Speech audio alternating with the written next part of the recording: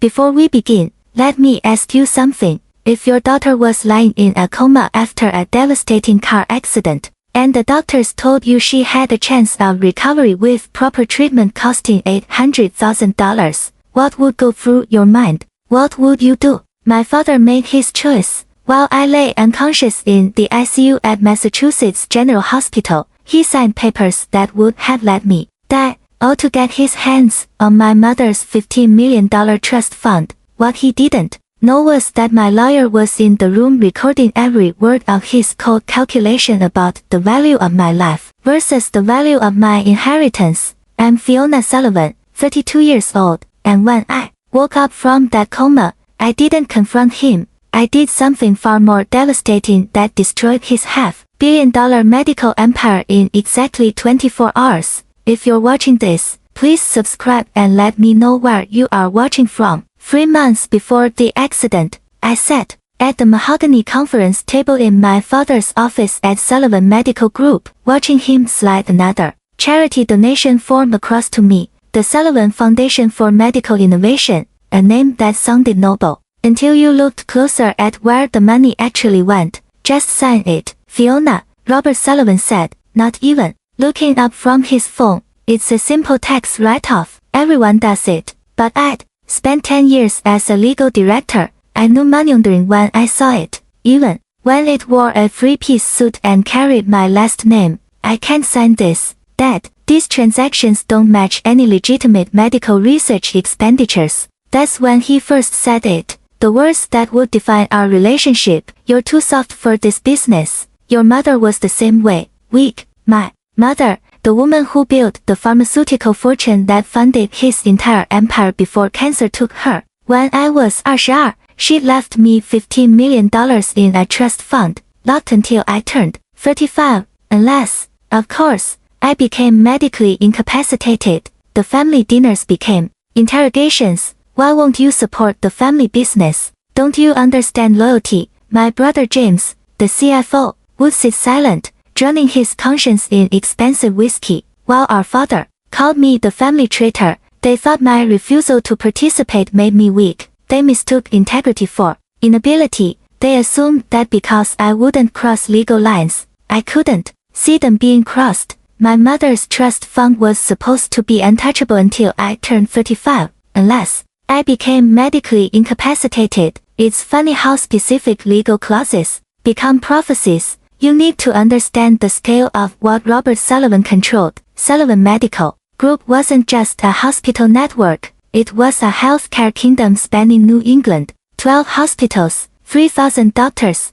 annual revenue of $2.80 $8 billion. My father held 9 board positions across the industry and controlled voting shares that made him untouchable, or so he thought. The crown jewel was the pending merger with Hartford Healthcare Systems, $500 million that would make him the most powerful man in New England medicine. The announcement was scheduled for March 26 at the annual shareholders meeting, a grand affair at the Four Seasons Boston, where 200 of the most influential investors in healthcare would gather to witness his triumph. I still worked there despite everything. As legal director, I had access to every contract, every subsidiary document, every board resolution. People asked why I stayed, why I subjected myself to his daily dismissals and public humiliations. She's only here because of nepotism, he'd tell investors during tours while I stood right there. Good thing she inherited her mother's money,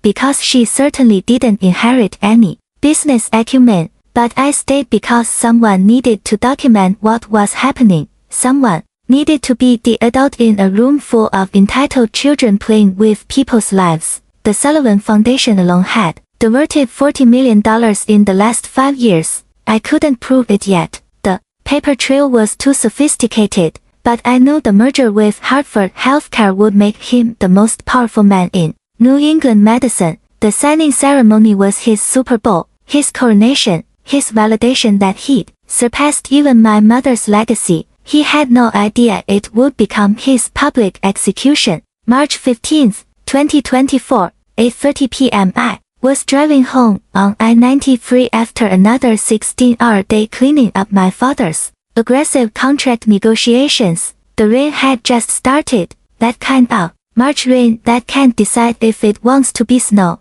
I remember seeing the 18-wheeler's headlights swing into my lane. The driver would later testify that his brakes failed on the wet pavement. I had maybe 2 seconds to react, 2 seconds to realize that everything was about to change. The impact sent my Audi spinning. The truck driver said he watched my car flip 3 times before it slammed into the median barrier. The dashboard camera from the car behind me captured it all. Later, it would become evidence that this wasn't some elaborate insurance fraud, as my father's lawyers would quietly suggest to anyone who'd listen. The first responders found me unconscious, blood pooling from a head wound, Glasgow Coma Scale, 6 out of 15, severe traumatic brain injury. They airlifted me to Massachusetts General Hospital, the flagship of my father's network. The irony wasn't lost on anyone. Dr. Sarah Martinez, the head of neurology, would later testify that my initial prognosis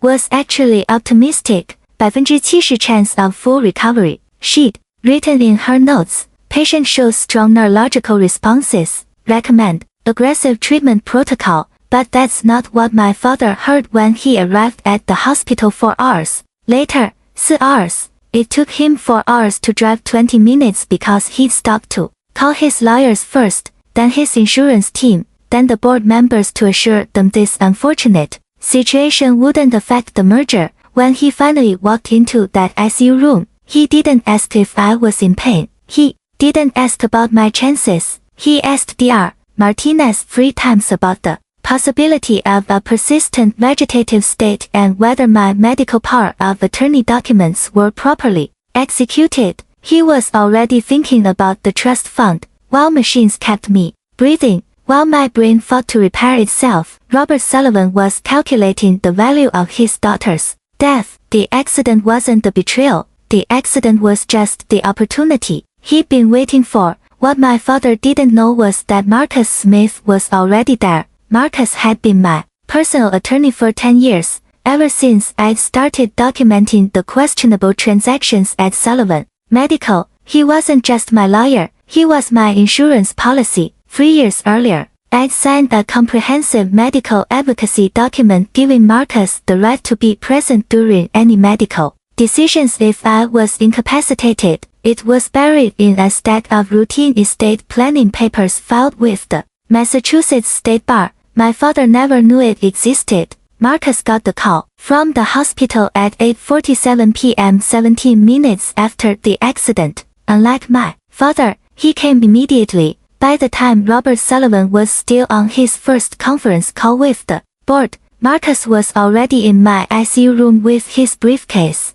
Inside that briefcase was a digital recording device. Massachusetts is a 2-party consent state for recordings, unless one party has given prior written consent for emergency situations. I'd given Marcus that consent 3 years ago, notarized and filed. Another piece of paper my father never knew existed. I positioned myself in the corner of the room. Marcus would later tell the court. I identified myself to the medical staff as M.S. Sullivan's legal advocate and presented my documentation. No one questioned my presence. In their world, lawyers in ICU rooms were as common as heart monitors. He sat there for 4 hours waiting, watching the machines breathe for me, reading my medical charts, speaking with Dr. Martinez about my prognosis, recording everything. The nurses liked him. Dr. Martinez would later say he asked about Fiona's comfort, about pain management. He cared about the patient,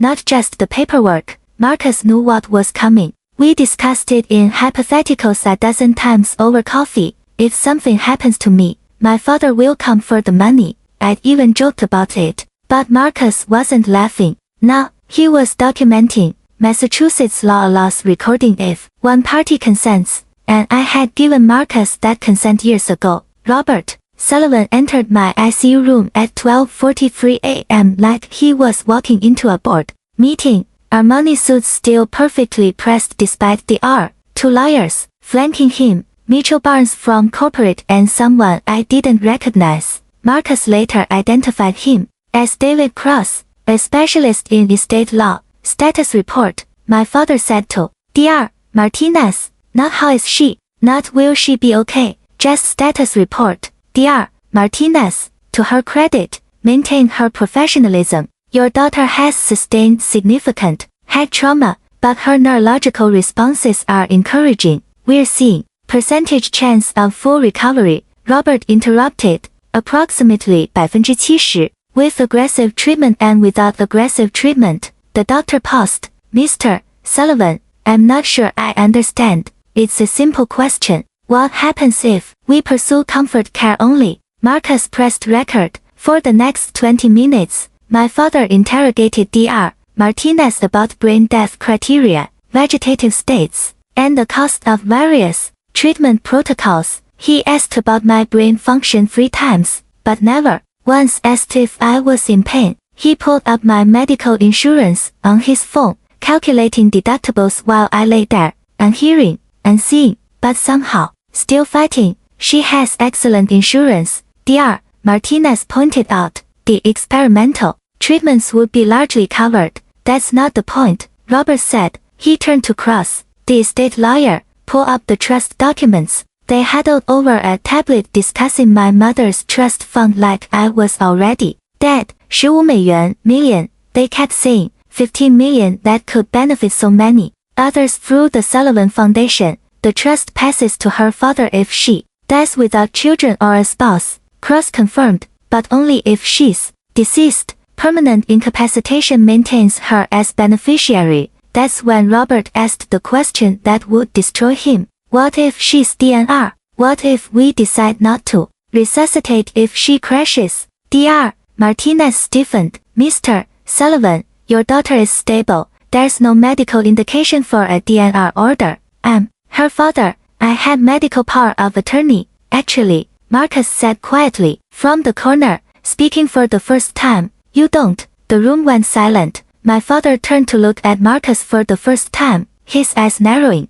Who the hell are you? Marcus Smith, MS, Sullivan's personal attorney and designated medical advocate. He held up the documentation, filed with the state 3 years ago. I have equal authority in medical decisions while she's incapacitated. That's impossible. I'm her father and I'm her designated advocate. Would you like to see the paperwork? Robert's face flushed red. Mitchell Barnes whispered urgently in his ear, but Robert waved him off. It doesn't matter. As her father, my wishes should be considered. Of course, Marcus said calmly. Please continue your discussion with Dr. Martinez. I'm just here to observe and ensure Fiona's interests are protected. What happened next was 23 minutes of recorded evidence that would later be played in a room full of shareholders. 23 minutes of my father revealing exactly who he was. Look, doctor, Robert said, his tone shifting to the voice he used for hostile takeovers.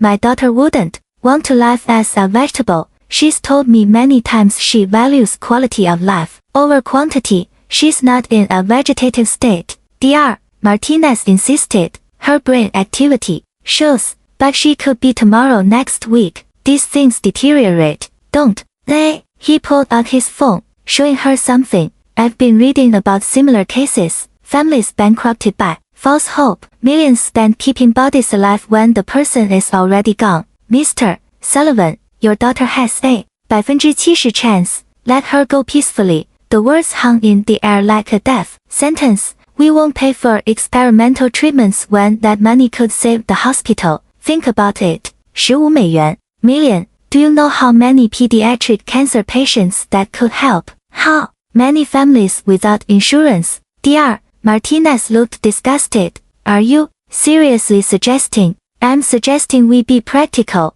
realistic. My daughter was always practical. He turned to Cross. Draw up the DNR paperwork. The doctor needs to sign off on it. Barnes pointed out. No, Dr. Martinez said firmly. I won't sign anything. There's no medical justification. Robert smiled. That cold boardroom smile I'd seen destroy careers. You're right. You won't sign it. But Dr. Harrison will. He's arriving in an hour. Dr. Harrison, Robert's golf buddy, the one who'd been quietly removed from 2 hospitals for ethics violations before Robert gave him a position at Sullivan Medical. This is medical murder, Dr. Martinez said quietly. This is mercy. Robert replied, signing. The DNR ordered that Dr. Harrison would later rubber stamp, let her go. We won't pay for the surgery. Marcus captured every word. My brother arrived as Robert was signing the papers. James had always been the conflicted one, smart enough to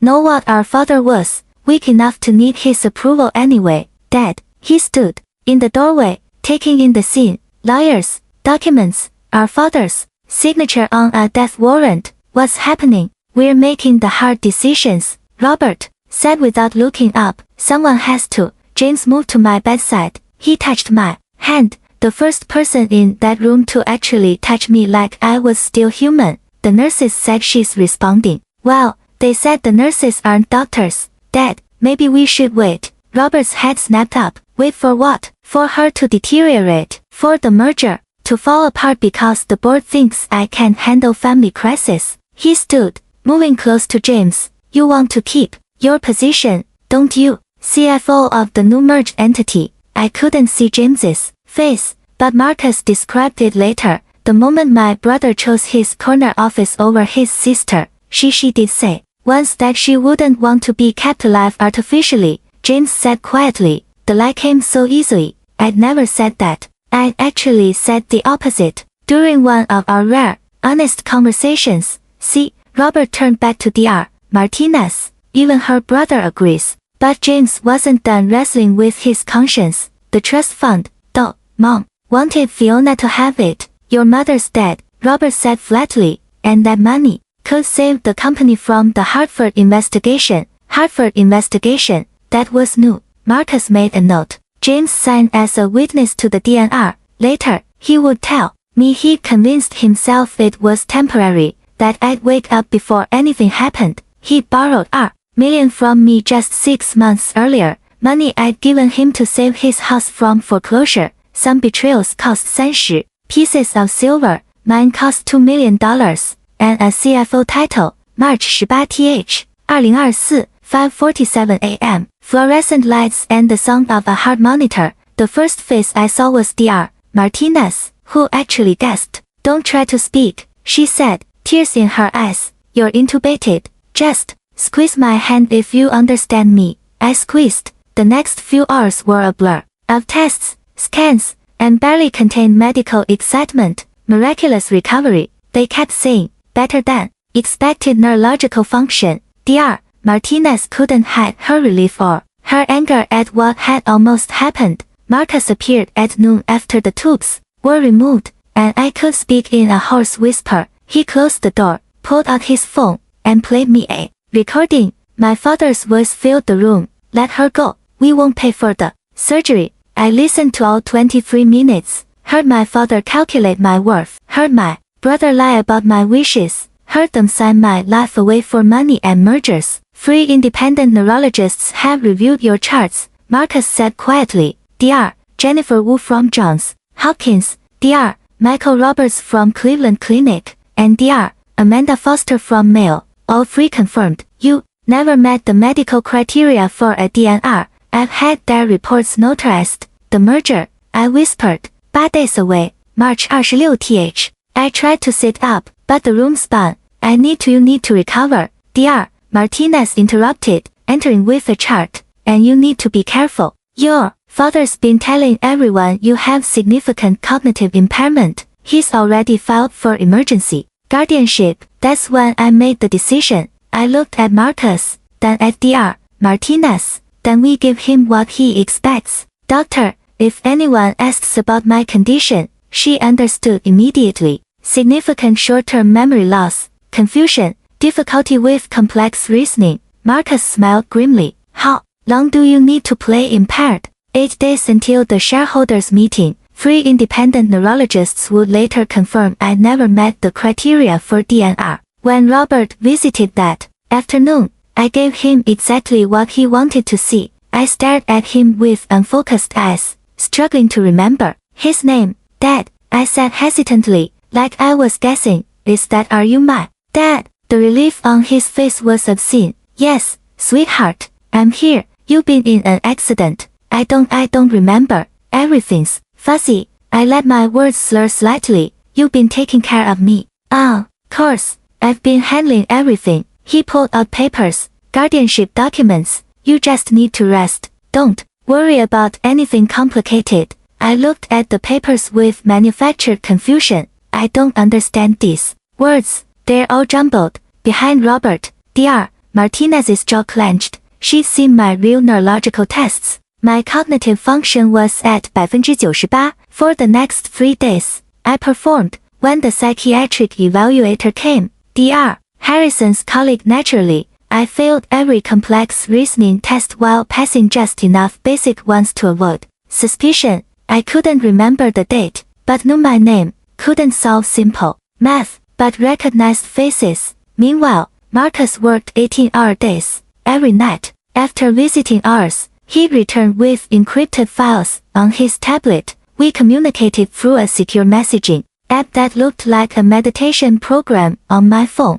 Suffolk County Courthouse has authenticated the recording. He typed. Judge Patricia Loomis signed the verification. Hartford investigation. I typed back. SEC investigating suspicious trades. Before merger announcement. Your father needs this deal to cover losses. The pieces were falling into place. Robert had been using Sullivan Medical as his personal piggy bank, assuming the merger would erase the evidence, but he needed capital to complete the deal. 15 million in capital. Guardianship hearing Monday. Marcus typed. Judges Ronald Fitzgerald. Golf club every Sunday with your father. I smiled weakly at the nurse who entered immediately, dropping my phone and looking confused. Where am I? I asked her. Is this a hotel? She patted my hand sympathetically. Poor dear. But when she left, I picked up my phone again. Get me everything on the merger. Every document, every email,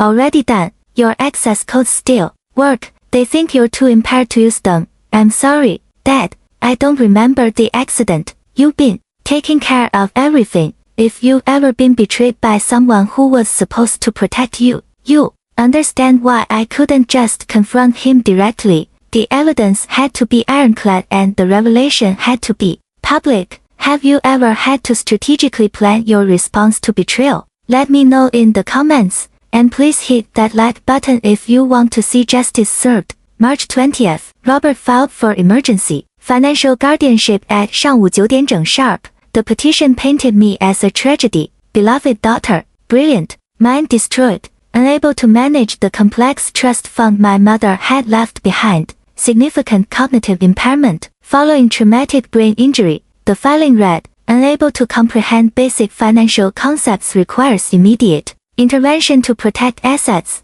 Judge Ronald Fitzgerald, Robert's Sunday golf partner for 15 years, scheduled the hearing for March 25th, 1 day before the shareholders' meeting. The timing wasn't coincidental. Dr. Harrison had provided a psychiatric evaluation stating I showed severe executive dysfunction incompatible with financial decision-making. He tested me for exactly 12 minutes, most of which he spent on his phone. His report was 8 pages long, but the real revelation came from the financial documents attached to the filing. Robert had already prepared transfer paperwork for my trust fund predated for March 25th. The money would go directly into Sullivan Medical's Emergency Operations Fund, a slash account I'd been investigating for 2 years. He's not even trying to hide it anymore, Marcus said during his official visit. We spoke in code knowing the room was probably monitored. Your father's very concerned about your recovery.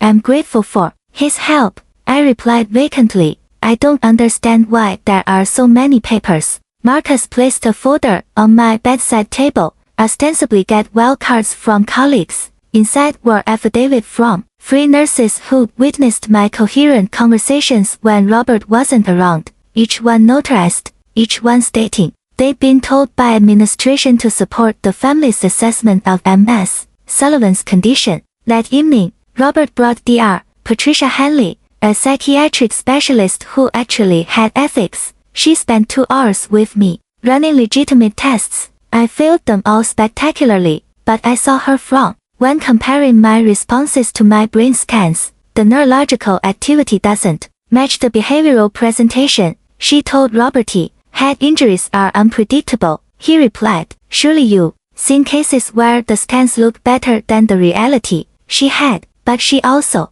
requested my previous medical records, the ones from before the accident. Marcus had already ensured she'd receive them, including my perfect cognitive assessments from my annual executive physical 6 months earlier. The psychiatric evaluation was scheduled for March 25th, one day before the shareholders' meeting. While I played the broken daughter, Marcus built our case with surgical precision. The recording from the ICU was just the beginning. By March 22nd, we had a 47-page medical file that would destroy any claim that my DNR was medically justified. Dr. Jennifer Wu from Johns Hopkins wrote, patient shows no indication meeting the criteria for withdrawal of care. Glasgow Coma Scale improved from 6 to 14 within 48 hours. Textbook recovery trajectory. Dr. Michael Roberts from Cleveland Clinic was more blunt. The DNR order, signed on March 15th, appears to be motivated by factors other than patient welfare. Dr. Amanda Foster from Mayo Clinic provided the killing blow. In my 30-year career, I have never seen a DNR order issued for a patient with such positive neurological indicators. This represents a severe breach of medical ethics. But the medical malpractice was just the appetizer. The main course was the HIPAA violations. Robert had shared my medical information with 6 board members, 2 merger partners, and 3 investors, all to assure them that the situation wouldn't affect the company's stability. Each unauthorized disclosure carried a $50,000 fine, but more importantly, each violation demonstrated a pattern of treating my medical crisis as a business opportunity. Marcus had everything notarized at Suffolk County Courthouse. Judge Patricia Loomis, who had no connection to Robert's Country Club network, personally verified the authentication of the ICU recording. This is prosecutable,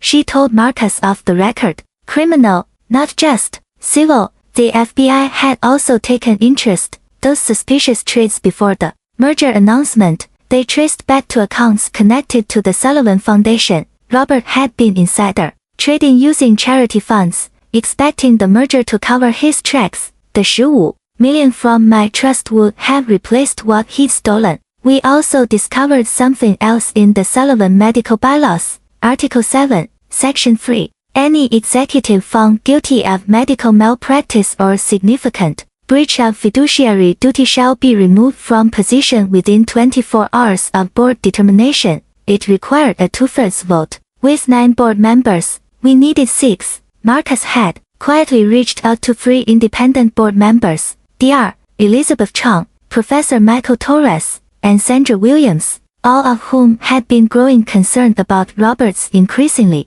aggressive tactics. They agreed to review our evidence before the shareholders' meeting. Each HIPAA violation carried a $50,000 fine, but that was nothing compared to what was coming. By March 23rd, we had everything: medical evidence, legal documentation, financial proof of embezzlement, and a room full of witnesses scheduled together in 3 days. The shareholders' meeting was scheduled for March 26, 2 p.m. at the Four Seasons Boston Grand Ballroom. 200 of healthcare's most powerful investors would gather to witness what Robert called the deal of the decade. Hartford Healthcare Systems would pay $500 million for a 60% stake in Sullivan Medical, creating the largest healthcare network in New England. The presentation deck was 90 slides of triumphant projections, glowing testimonials, and strategic synergies. Robert had been rehearsing his 45-minute presentation for weeks.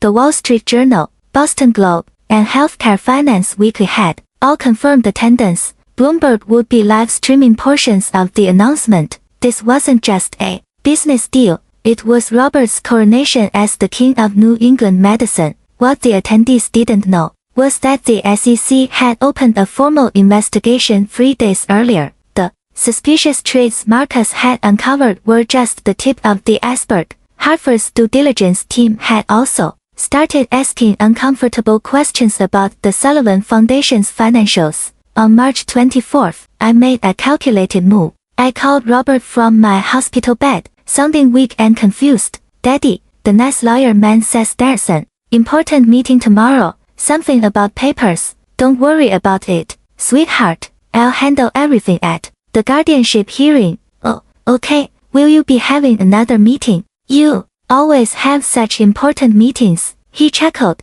That patronizing laugh I'd heard my whole life. Yes, princess. Tuesday is Daddy's big day. The biggest deal ever. Can I come? I want to see you be important. There was a pause. Then, the calculation in his voice. Of course you can come, sweetheart. Everyone should see that you're being well cared for. Sit in the front row and support your family. Perfect. He wanted me there as a prop. The tragically impaired daughter whose medical crisis he was so newly managing. The optics would be perfect for him. The devoted father who could handle personal tragedy while still delivering corporate victories. Marcus filed the paperwork for my attendance as part of my therapeutic reintegration into familiar environments. Dr. Martinez supported it, with a note about positive stimulation for recovery. This merger would be his crowning achievement, or so he thought. The invitation list read like a who's who of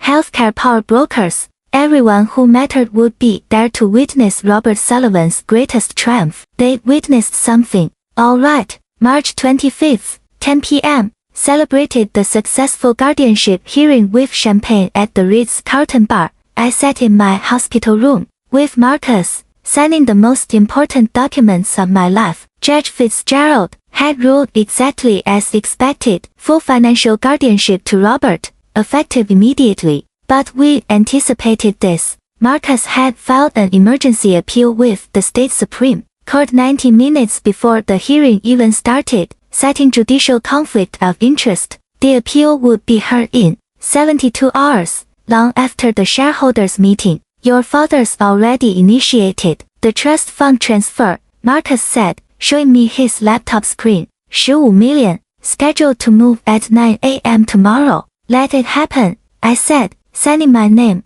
with perfect precision, on a document titled Refusal of Guardianship, Mental Competency Declaration. A notary public, one with no connection to Sullivan Medical, witnessed and sealed it. We also sent encrypted emails to 3 independent board members with a simple message. Please attend tomorrow's meeting with an open mind. Documentation of critical compliance failures will be presented. Dr. Elizabeth Chang replied within an hour. I'll be there. Professor Michael Torres, concerned by recent patterns, will attend. Sandra Williams, about time. Someone spoke up. Free guaranteed. We needed 3 more for the 2 frees. Majority. Robert called me at 11 p.m. drunk on his success. Tomorrow, princess, everything changes. Your mother never understood vision. She just hoarded money. But I'm going to build something that matters. That's nice, Daddy, I said, injecting confusion into my voice. Will there be balloons? He laughed. Sure, sweetheart, all the balloons you want. After he hung up, I looked at Marcus. He just admitted to seeing my mother's money as his to spend. Recorded, Marcus confirmed, added to the file. Dr. Martinez stopped by at midnight with my discharge papers. Medically cleared, she said loudly for any listening ears, then quieter. Give him hell. I didn't sleep that night. Instead, I reviewed every piece of evidence, every document, every recording, 47 pages of medical testimony, 23 minutes of audio, 4 confirmed HIPAA violations, 3 years of embezzlement documentation. Tomorrow, either I lose everything or he does. There's no middle ground. At 6 a.m. on March 26, I put on my navy suit, the one my mother had bought me for my first day as legal director. Time to end this. March 26th, 2:00 p.m. The Grand Ballroom at Four Seasons Boston was a monument to corporate power. Crystal chandeliers cast golden light over 200 of healthcare's elite. The Hartford healthcare delegation occupied the entire left section. 12 executives who'd flown in from Connecticut. The Wall Street Journal had sent their senior healthcare reporter. Bloomberg's camera crew was setting up for the live stream. I sat in the front row wearing my navy suit and what everyone assumed was a vacant smile. Robert had positioned me perfectly, close enough for sympathy optics, far enough that I wouldn't disrupt anything. James sat beside me, uncomfortable in his CFO finest, occasionally patting my hand like I was a child. Just sit quietly, he whispered. It'll all be over soon. He had no idea how right he was. Robert took the stage at 2:15, commanding the room with practiced authority. The presentation screen showed Sullivan Medical Group's logo merged with Hartford Healthcare's A promise of the future. Ladies and gentlemen, today we make history. He began $500 million, 3,000 doctors, 12 hospitals expanding to 20. This merger isn't just business, it's a revolution in patient care. The audience applauded. Several board members nodded approvingly. The Hartford executives smiled their corporate smiles. For 35 minutes, Robert painted his masterpiece. Revenue projections that soared, efficiency improvements that would transform medicine, the Sullivan Foundation's charitable work, $40 million serving communities in need. I watched him work the room. This man, who'd signed my death warrant for money, he mentioned my mother once briefly, building on the pharmaceutical legacy of my late wife, then moved on to his own accomplishments. At minute 35, he reached the climax. Before we sign these historic documents, I want to acknowledge my family's support through recent challenges. My daughter Fiona's recovery from her tragic accident reminds us that healthcare is personal, not just professional. 200 faces turned to me with practiced sympathy. Cameras focused. This was his moment of perfect orchestration. The devoted father, the corporate titan, the healthcare visionary. I stood up. Thank you, Dad, I said, my voice carrying perfectly in the acoustically designed room. Clear, sharp, not a trace of impairment. I do have something to add about healthcare being personal. Robert's smile froze. Sweetheart, you should rest. I'm perfectly rested. I walked toward the stage, Marcus rising from his seat in row 3 with a letter folder. In fact, I have a medical ethics concern to raise before these documents are signed. The room went silent. 200 pairs of eyes turned to me. Robert's face flushed red. You're not well, sweetheart. The accident. I'm well enough to know what you did in that ICU room. Dad, the Wall Street Journal reporter pulled out her phone, already typing. The Bloomberg camera swiveled toward me. The show was about to begin. The transformation in the room was instant. The sympathetic smiles vanished, replaced by the sharp attention of people who smelled blood in the water. These weren't just investors, they were sharks, and they just detected weakness. Security, Robert called out, but his voice cracked slightly. My daughter is confused. I'm not confused. I reached the stage stairs, climbing them with deliberate precision. I'm cognitively intact, legally competent, and fully aware that you signed a do not resuscitate order while I was in a coma to steal my $15 million trust fund. Guests rippled through the audience. The Hartford delegation exchanged alarmed glances. One executive was already texting frantically. These are delusions from her head injury, Robert said, but sweat was beating on his forehead. Someone, please, Marcus, I called out. The evidence, please. Marcus walked down the center aisle like a prosecutor approaching the bench. He held up the folder for everyone to see. 47 pages of medical documentation, 3 independent neurological assessments, and 23 minutes of audio recorded in the ICU at Massachusetts General Hospital. You can't record without consent. Mitchell Barnes, Robert's lawyer, stood up from the board section. That's illegal. Actually, Marcus said calmly. MS. Sullivan provided prior written consent for medical advocacy recordings 3 years ago, notarized, filed with the state, completely legal under Massachusetts law. I took the microphone from the podium. My father stood frozen, calculating his options. Run, stay, fight, lie. Before we play the recording, I said, addressing the room, let me establish the medical facts. On March 15th, I was in a car accident, traumatic brain injury, Glasgow Coma Scale of 6. By March 17th, that had improved to 14. 3 independent neurologists from Johns Hopkins Cleveland Clinic and Mayo have confirmed I showed a 70% chance of full recovery. I clicked the presentation remote, replacing Robert's merger slides with medical documents. Yet on March 15th, just 4 hours after my accident, my father signed a DNR order. The reasoning, let me quote from the recording you're about to hear. Marcus connected his phone to the sound system. The ballroom's perfect acoustics carried every word.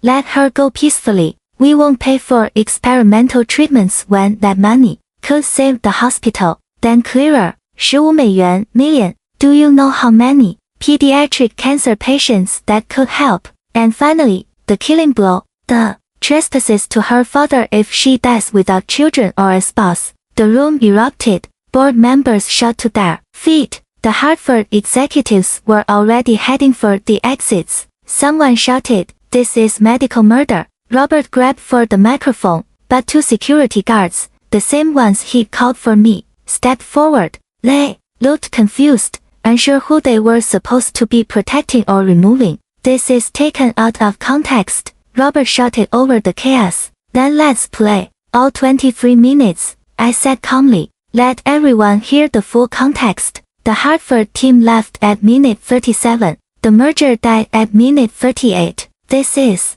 the moment everything changed. When you gathered all your evidence and chosen your battlefield, there's no turning back. If you ever had to stand up to someone powerful who wronged you, you know this feeling. Share your story in the comments. I read every single one. And if this resonates with you, please subscribe for more stories of justice being served. The full recording played like a funeral dirge for Robert Sullivan's empire. Every word, every calculation, every cold dismissal of my life echoed through the grand ballroom's premium sound system. "She's stable now, but these things can deteriorate," Robert's voice said. "Better to let nature take its course." Dr. Martinez's voice, professional, but clearly distressed. "Mr. Sullivan, your daughter is showing remarkable neurological improvement. Doctor, I understand medicine. I run 12 hospitals. Sometimes the kindest thing is to let go." The audience listened in horrified silence as my father discussed my life like a line item on a budget. Several people were recording with their phones. The Bloomberg camera captured everything. But the worst part came at minute 18. James's voice, "Dad, maybe we should wait. Robert, you want to keep your CFO position in the merged company, don't you? Then stop pretending you care. We both know you need this deal to cover your debts." James, sitting in the front row, had gone pale. His complicity was now public record. When the recording ended, the silence was deafening. Then Sandra Williams from the board stood up. "I move for an emergency board meeting under Article 7, Section 3 of the corporate bylaws." Seconded. Dr. Elizabeth Chong said immediately. "You can't do this during a shareholders meeting," Robert protested. "Actually, we can," Professor Michael Torres said, standing. "When evidence of medical malpractice by a senior executive is presented, the board has a fiduciary duty to act immediately." The 9 board members huddled at the side of the room. Robert stood alone at the podium, his merger presentation still glowing behind him, a monument to what would never be. "This is a setup," he said into the microphone, desperately addressing the remaining audience. "My daughter is obviously being manipulated." "By whom?" I asked. "The 3 independent neurologists, the Suffolk County Court that authenticated the recording, the FBI agents investigating your insider trading through the Sullivan Foundation." That last revelation sent another shockwave through the room. Several investors were already heading for exits, phones pressed to ears, no doubt calling their lawyers. The Wall Street Journal reporter approached me. "Miss Sullivan, are you confirming FBI involvement?" "I'm confirming that my father tried to kill me for money," I said clearly, knowing every word would be in tomorrow's headline. "Everything else will come out in due course." The board reconvened. Sandra Williams spoke for them. By unanimous vote of 8-1, Mr. Sullivan voting for himself, Robert Sullivan is immediately removed as CEO of Sullivan Medical Group for gross violations of medical ethics and fiduciary duty. The Hartford delegation's lead executive stood up. Hartford Healthcare formally withdraws from all merger negotiations, effective immediately. By the time security escorted Robert from his own celebration, Sullivan Medical Group's stock had dropped 47%, $230 million in market cap evaporated in less than an hour. Maximum conflict. Robert cried out desperately, "This is my company, my legacy." "No," I said quietly, "it was built on my mother's money, and it dies with your greed." The aftermath was swift and merciless. Within 2 hours of the recording being played,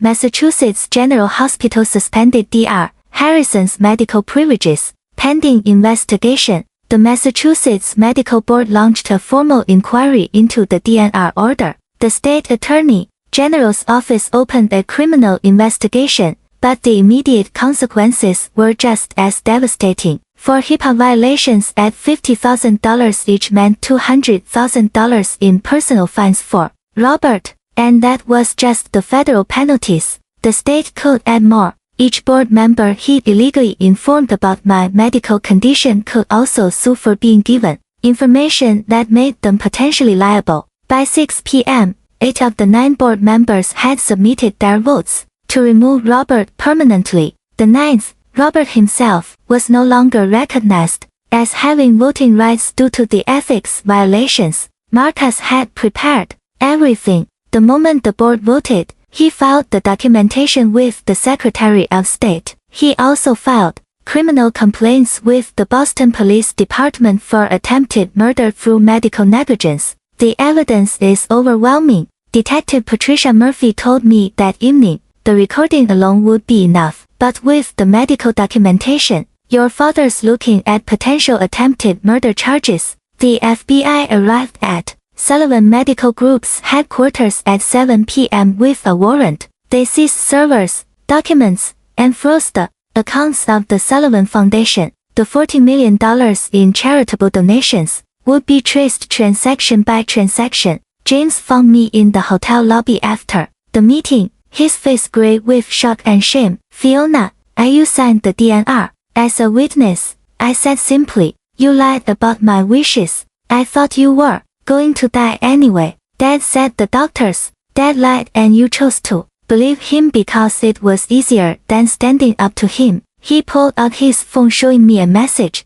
"I've already submitted my resignation as CFO. I'll testify if you need me to about everything. The fraud, the insider trading, all of it. Your testimony won't save you from prosecution," Marcus informed him, "but cooperation might reduce your sentence." James nodded, looking older than his 35 years. "I know. I am sorry, Fiona. I should have protected you." "Yes," I said, "you should have." By market close, Sullivan Medical Group had lost 47% of its value. The board appointed Dr. Sarah Martinez as interim CEO, the same doctor who fought against my DNR. There was poetic justice in that. Article 7, Section 3, any executive guilty of medical malpractice shall be removed within 24 hours. Robert Sullivan's removal was complete in less than 6. The Boston Globe's morning edition ran with a headline that would define Robert Sullivan's legacy. Medical CEO's DNR scandal attempted murder for millions. The Wall Street Journal was more measured but equally damaging. Sullivan Medical Group CEO removed after recording reveals attempt to hasten daughter's death for inheritance. Bloomberg's coverage included the video from the shareholders' meeting. My clear, composed revelation contrasted with Robert's desperate denials. The clip went viral within hours, 3 million views by noon, had DNR scandal trending nationally, but it wasn't just the major outlets. Medical ethics blogs dissected every second of the recording. Legal analysts debated the criminal charges on cable news. Reddit's legal advice forum had a mega thread with over 10,000 comments, many from healthcare workers, sharing their own horror stories about profit-driven medical decisions. The Massachusetts Medical Board issued an unprecedented statement by noon. The actions described in the Sullivan case represent the most egregious violation of medical ethics we have investigated. We are reviewing all DNR orders issued at Sullivan Medical Group facilities in the past 5 years. 47 cases were flagged for immediate review. Three Sullivan medical hospitals announced they were severing their affiliation agreements by day end. The nursing union called for a vote of no confidence. Medical students at Harvard started a petition to remove Robert's name from the Sullivan Auditorium. He donated $5 million to build with foundation money, of course. The FBI expanded their investigation. The insider trading was just the beginning. They found shell companies in the Caymans bribes disguised as consulting fees and nearly $30 million siphoned from the Sullivan Foundation over 7 years. Dr. Martinez as interim CEO held an emergency press conference at 4:00 p.m. Sullivan Medical Group is committed to complete transparency and ethical reform, she announced. We are cooperating fully with all investigations and implementing immediate changes to our oversight procedures. Every DNR order in our system will be reviewed by an independent panel. A reporter asked about me. Will Ms. Sullivan be returning to her position as legal director? Ms. Sullivan is focusing on her recovery and her own legal practice, Dr. Martinez said carefully. We respect her decision to distance herself from the organization during this transition. Distance myself, that was diplomatic. The truth was I never wanted to set foot in a Sullivan medical building again. By market close, the stock had stabilized at 53% of its pre-scandal value, $230 million in market cap, gone. Robert's personal holdings, once worth $80 million, were now worth $42 million, and frozen by federal order. By the time the news cycle ended, Robert Sullivan wasn't just ruined, he was radioactive. No hospital in America would ever hire him again. James came to my apartment 3 days after the shareholders meeting, looking like he hadn't slept since. He carried a box of documents and a resignation letter that was already public knowledge. I've been thinking about Mom, he said, standing in my doorway because I hadn't invited him in. What she would think of what we became, what you and Dad became. I corrected. I never changed. No, you didn't. He set the box down. These are all the records I kept. Of the books, transactions, recorded conversations, emails. Dad doesn't know. I saved 7 years worth. My insurance policy, I called it. And you're giving them to me now after I almost died. His voice broke. I should have protected you in that ICU room when Dad was signing those papers. I knew it was wrong, but I was so deep in debt, so dependent on his approval that I convinced myself that my life was worth less than your debt. Yes, he met my eyes for the first time, and I'll live with that for the rest of my life, but I can at least try to make it right. I'll testify against him, against the whole network of corruption. I'll take whatever sentence they give me. I looked at my brother, really looked at him. He lost weight. His hands shook slightly. The golden boy CFO was gone, replaced by someone who'd finally seen himself clearly and couldn't stand the view. The $2 million I loaned you, I said. What happened to it? Gambling debts. Dad's addiction isn't substances, it's power. Mine was trying to keep up with his lifestyle. He pulled out his phone, showing me a wire transfer confirmation. I liquidated everything.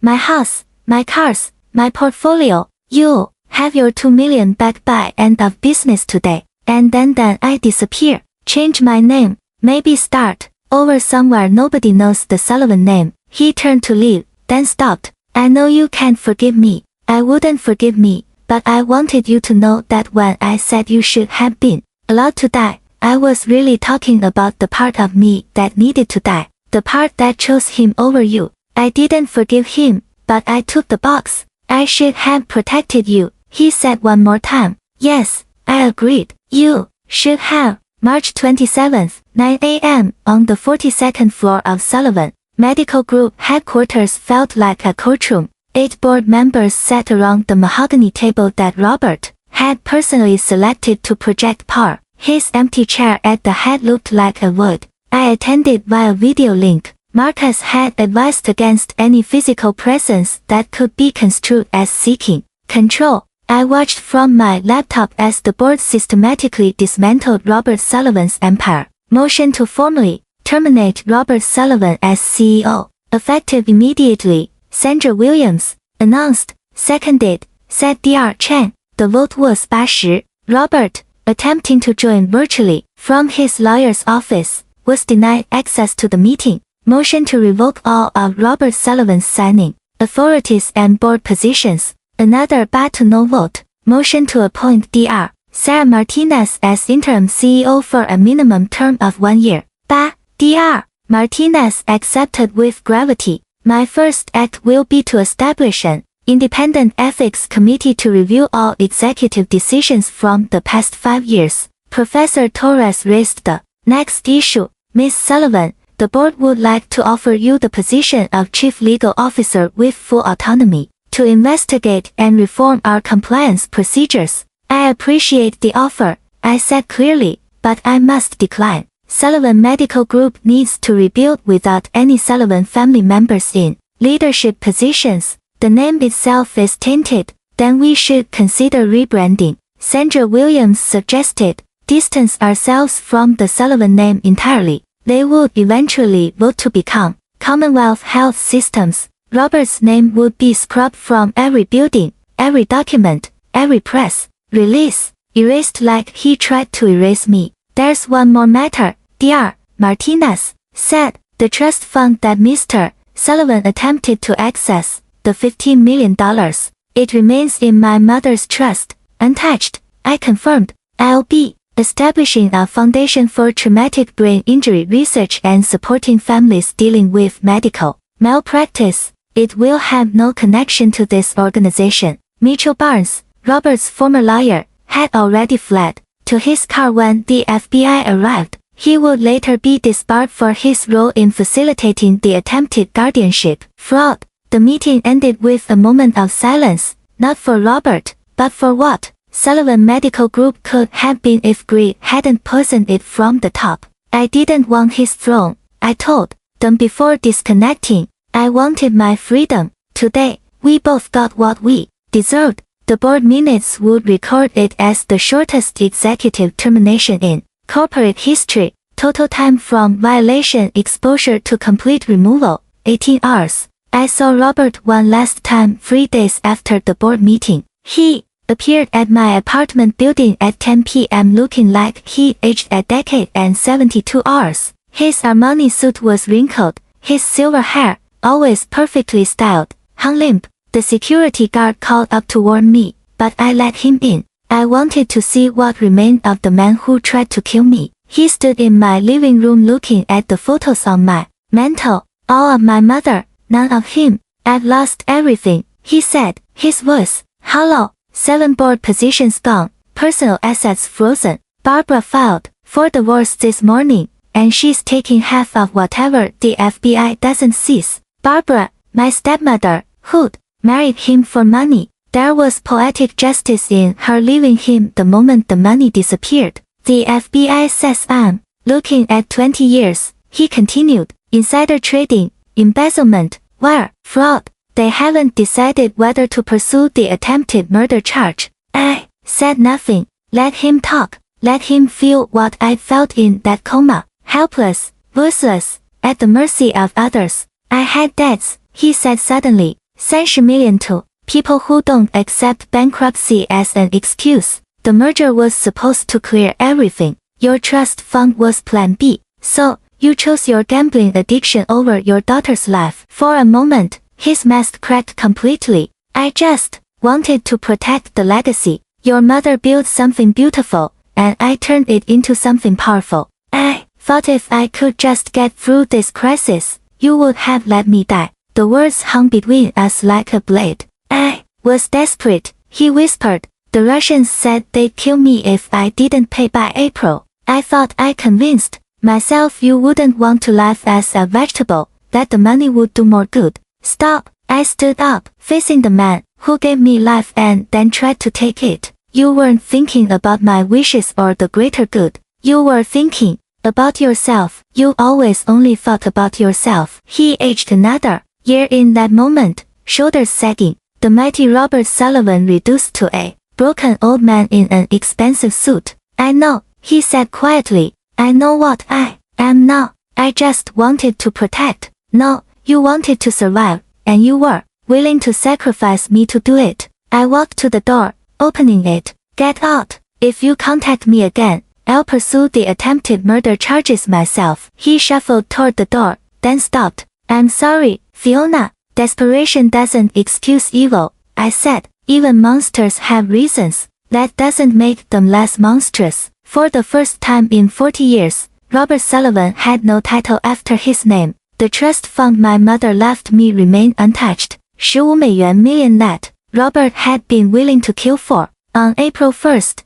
I sat in the conference room of Hartley and Associates, my mother's original law firm, signing the documents that would transform blood money into hope. The Eleanor Sullivan Foundation for Neurological Recovery, Marcus read from the incorporation papers, dedicated to funding treatment for traumatic brain injury patients whose insurance has denied coverage. My mother's name would live on, but not in the way Robert had corrupted it. 5 million goes to establishing the fund, I explained to the lawyers. 5 million for research grants at Massachusetts General, specifically to Dr. for Martinez's neurology department, and 5 million for a legal aid fund helping families fight wrongful DNR orders. And the earnings from the principal, the senior partner asked, full scholarships for medical students who commit to working in underserved communities. My mother would have wanted that. We structured it so no Sullivan family member could ever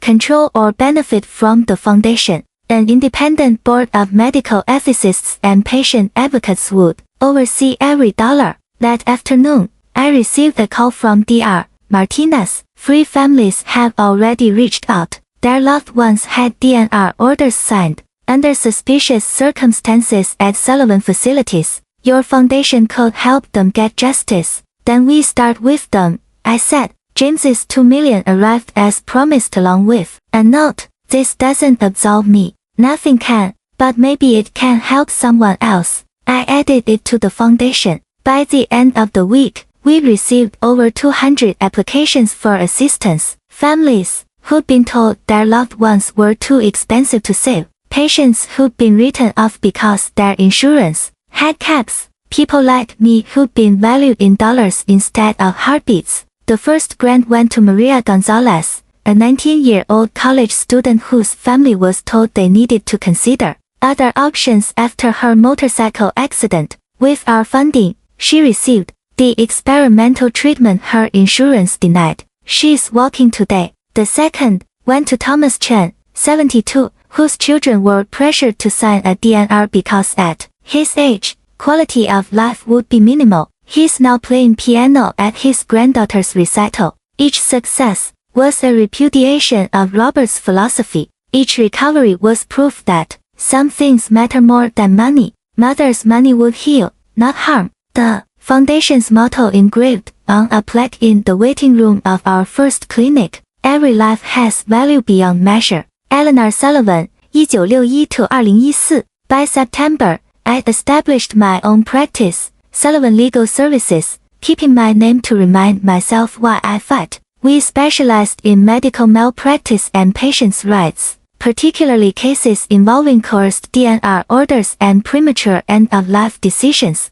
My first client was Dorothy Patterson, an 82-year-old whose son tried to invoke power of attorney to stop her cancer treatment and access her pension fund. We won. She's cancer-free today and her son is serving 3 years for elder abuse. The office was small, just me, 2 paralegals, and Marcus as senior counsel. But we chose our cases carefully, taking only those where financial motivation corrupted medical decisions. We didn't chase ambulances. We chased justice. You could make 10 times more in corporate law, a Harvard classmate told me over coffee. I've seen what corporate law protects, I replied. I'd rather sleep at night. We kept a simple rule. We never took cases involving Commonwealth Health Systems, formerly Sullivan Medical Group. They needed to rebuild without any Sullivan shadow, and I needed to build something entirely my own. Dr. Martinez sent updates occasionally. The company had stabilized under her leadership, implementing the strictest ethical guidelines in the industry. Every DNR order now required free independent physician's agreement and was automatically reviewed by an ethics board. The media attention faded after a few months, replaced by other scandals, other betrayals, but the changes remained. The Massachusetts Medical Ethics Board instituted the Sullivan Protocol, mandatory recording of all DNR discussions, automatic review of any order signed within 72 hours of admission, and criminal penalties for financial coercion. I specialized in protecting the vulnerable from medical predators. My apartment walls filled with thank you letters from clients, photographs of recoveries deemed impossible, and one framed document, the Massachusetts State Bar's Award for Excellence in Medical Ethics Advocacy. Robert's name was nowhere in my new life. I'd taken his attempt to erase me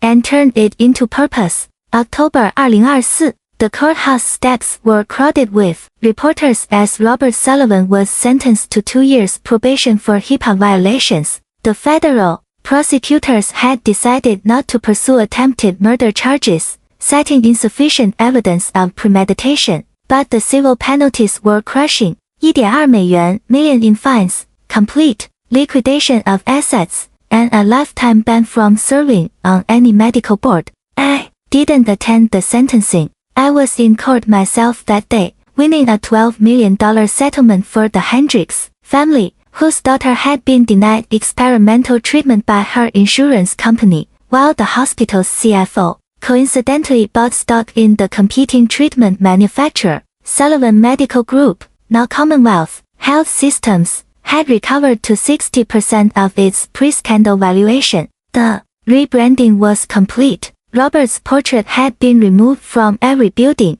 donated to a warehouse where forgotten executives go to gather dust. James had disappeared completely after testifying. His cooperation reduced his sentence to 6 months house arrest and 3 years probation. The last I heard, he was working as an accounting tutor in Portland under an assumed name, teaching students about ethical financial practices, ironic penance for his sins. The Sullivan Protocol had been adopted by 3 states with more considering legislation. 47 suspicious DNR cases had been reviewed, resulting in 11 criminal prosecutions and 31 civil settlements. Families who lost loved ones to financial calculations finally had recourse. The Eleanor Sullivan Foundation had distributed $8 million in grants funding treatment for 63 patients who'd been written off as economically unviable. 58 were still alive. Their families sent us Christmas cards with photos of graduations, weddings, grandchildren, life events that almost never happened. Dr. Martinez invited me to speak at Commonwealth Health's annual ethics symposium. I declined. Some bridges shouldn't be rebuilt, even with the best intentions. The FBI investigation had uncovered the full extent of Robert's crimes. $43 million embezzled over 9 years, insider trading that netted $6 million in illegal gains, and bribes totaling $2 million to various officials. The Russian gambling connection led to a separate federal investigation that would eventually indict 6 others in an international money laundering scheme. The Massachusetts Medical Ethics Board created the Sullivan Protocol, mandatory recording of all DNR discussions. By every metric, justice had been served. Robert was destroyed, the corrupt system reformed, and victims compensated. So, why did I still check my logs 3 times every night? The letter arrived on November 15, 2024, forwarded through Marcus's office with a Connecticut postmark. Robert's handwriting, once bold and commanding on billion-dollar contracts, now trembled across cheap notebook paper. Fiona, I know you said no contact, but I need you to know something before I die. The doctors say pancreatic cancer, 4 months, maybe 6. Ironic, isn't it? All those hospitals I controlled, and none of them can save me now. I've been living in a 1-bedroom apartment in Hartford, working as a night janitor at a medical clinic. They don't know who I am. It's peaceful, cleaning up after real healers. I think about that ICU room every night. I hear my voice on that recording. Let her go. And I understand now what I really was. A father who valued money over his daughter's heartbeat. There's no forgiveness for that. I'm not asking for any. Your mother would be proud of what you built. The foundation, the practice, the changes you forced onto the industry. You became everything I pretended to be. Powerful, principled, untouchable. I've left what little remains, about $400,000 after the settlements, to your foundation. It won't absolve me, but maybe it can save someone else's daughter. I won't contact you again. I just needed you to know that I finally understand what I lost. Not money or power or reputation. I lost the only thing that actually mattered, my daughter's love. You were right. Desperation doesn't excuse evil. Robert, I read it twice, then handed it to Marcus. How do you want to respond? He asked. I pulled out my legal stationery and wrote 3 words. No contact means no contact. I had Marcus send it through his office along with a cease and desist order. 2 weeks later, a $400,000 donation appeared in the Eleanor Sullivan Foundation's account from Anonymous, Hartford. I knew who it was from. I accepted it because the money could save lives, but I added a notation in our records. Donation accepted without acknowledgement or absolution. Forgiveness doesn't require reconciliation. Some bridges once burned by betrayal should stay ash. Robert would die alone in Connecticut 4 months later. I learned about it from a small obituary in the Hartford Courant that didn't mention his former titles, his medical empire or his family. Just Robert Sullivan, 58, janitor. I didn't attend the funeral, neither did anyone else. 2 days after Robert's death in March 2025, Marcus uncovered the full truth during the final FBI document release. The gambling debts weren't just about money. They were about survival. The Russian mob had photographs, Marcus explained, sliding a folder across my desk. Robert at their casino in 2019, 2020, 2021. But look at the dates. Each photo coincided with my mother's death anniversary. Every year on the day she died, Robert flew to Atlantic City and lost millions trying to feel something other than guilt. There's more, Marcus said quietly. The FBI found his personal journals in a storage unit. He wrote about your mother's death, how he pushed her to delay treatment because he was negotiating a hospital acquisition. She waited 3 months. By then, the cancer had metastasized. I stared at the pages of Robert's handwriting, confessing to a guilt that had eaten him alive for 10 years. He killed my mother through greed, then nearly killed me for the same reason. He chose his addiction over his daughter's life, I said, repeating what I told him months ago. But now I understood the addiction wasn't gambling.